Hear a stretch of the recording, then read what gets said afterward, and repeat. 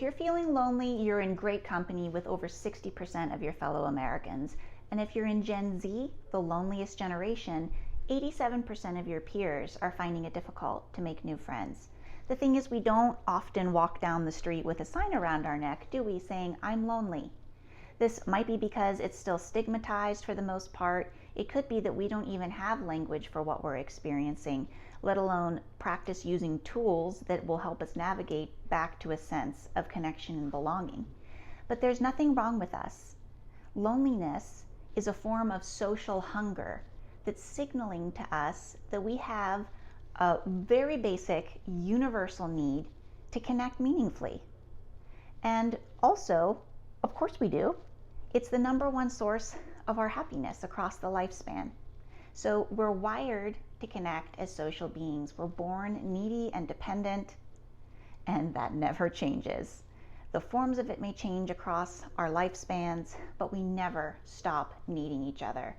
And we are wired to create the sense of belonging for ourselves and each other that not only make life great, but can also save our lives in crisis. So loneliness is not just a bummer. It can lead to and exacerbate current mental health conditions. It can even lead to political fanaticism.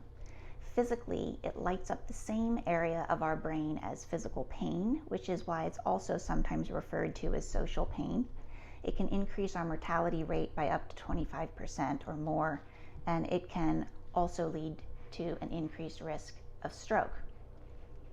Now, 42% of millennial women say that they fear loneliness more than they fear a cancer diagnosis. And I can completely relate. I spent the first 25 years of my life chronically lonely. I grew up in a small town outside of Pittsburgh in the 1980s where no one had any awareness of what loneliness was. I was introverted, I developed an autoimmune condition, and it just seems like no matter what I did to try to earn or prove or study my way into a sense of acceptance and belonging, all I ended up with was a long list of ways that it doesn't work to connect. And it wasn't until I was 28 years old, pregnant with my son, and sitting in a strip mall Starbucks in Los Angeles every single day that things radically started to change for me.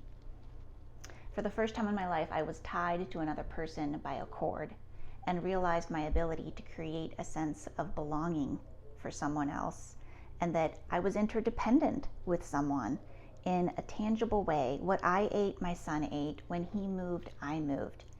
And as I sat in that Starbucks pregnant with him day in and day out, the seat that had been empty for so many years across the table from me started to be filled by people from every walk of life, unlikely friends, sitting down for 3 minutes in the latte window while their coffee brewed, simply looking for a space for 3 minutes in the flow of their daily lives to be seen and heard.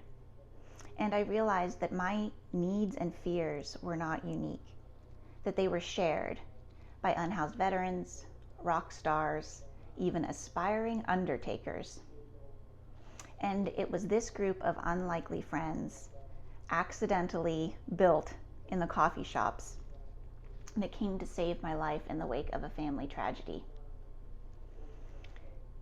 So if this could happen for me, it can quite literally happen for everyone. And when we're in an epidemic of loneliness in the US that COVID only exacerbated, we simply must find a way to show up for each other. And the good news is the 3 things that I and over 10,000 people learned how to do organically is what I want to teach you today. And it looks like building a nest. So what we're going to think about is what a nest looks like. There's breadth and there's depth and place to a nest, right? We're wired to build it. It's a dynamic and organic structure. It's something that is woven not all at once or put together on an assembly line. It's woven thread by thread in the tiny moments of our daily lives. So breadth, we need a variety of relationships in order to thrive. right? We need weak ties or casual collisions. They can make up to 65% of our daily interactions, and these weak ties can make us feel connected to a larger whole, and they can give us access to resources that might not be available in our normal social networks. We need unlikely friends to be able to make sure we're not getting stuck in echo chambers, to build empathy, and to also develop ways to bind together our social spheres that might be disconnected. So we also need depth in our nest. We need 3 to 5 anchor friends that can be there for us in crisis, that we can celebrate milestones with, that we can be authentic and vulnerable with, and that we can become our best selves with over time. And the nest has a place, right? Somewhere we can regularly be present, hopefully on a weekly basis, with 5 sense friends, people we can see and touch and hear and hug. And that can be in multiple places, but we need situations where we can regularly see the same people to build trust over time. So if that's what the vision of the nest is, what is this simple 3-step process that so many of us learned quite by accident how to weave? Well, it starts by deciding to show up for each other exactly as we are, where we are in the flow of our daily lives. Once we intend that, then the means are very simple. It starts with giving attention, involves holding the whole of who the other person is, and caring.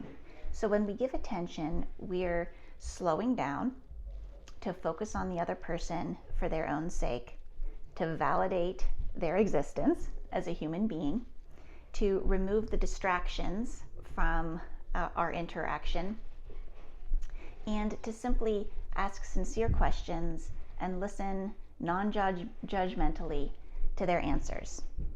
We can make eye contact, or smile, use nonverbal communication to message that we're giving our attention to the other person. Holding the whole is an internal posture that we take towards anyone we're interacting with that acknowledges their dignity and the complexity of their life, that also acknowledges how much we don't know about them and about the unconscious assumptions that we're bringing into any interaction. Then we care.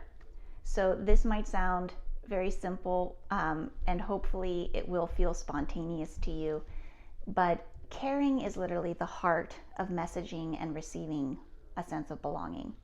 When we give a care about another person, it's so powerful that it recalibrates our own nervous system and can change the atmosphere of a community as people witness regular acts of kindness. The ways in which we're kind is really dependent on the specifics of the people involved, but it's an ability of caring that is almost like improv, and you develop over time a more tailored sense of how to care effectively for the people that you're already around. So we can practice giving attention very simply by paying attention to the eye color of the person we're communicating with. We can practice holding the whole by a practice called I don't know, which is saying I don't know their backstory, I don't know who they love, and I don't know what food they hate. We can think about that anytime we're interacting with someone. And caring, we can practice through the go second rule, which is in any social situation we're in, when we have an opportunity to take the parking spot or an opportunity to go first in line, we simply decide to go second and let someone else go in front of us. So when we've got this broad, deep nest in a place that we're building that's evolving over time, and we're practicing giving our attention, holding the whole of who each other are, and caring, we start to become over time literally Wi-Fi hotspots of connection everywhere that we go.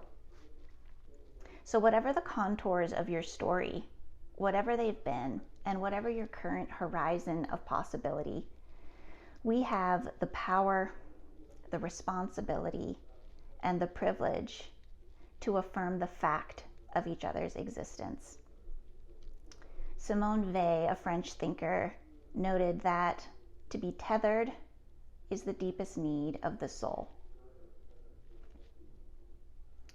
We can commit to showing up for each other in the latte windows of our lives, to weave the nests that will shield each other from the biting winds of loneliness and incubate our collective flourishing.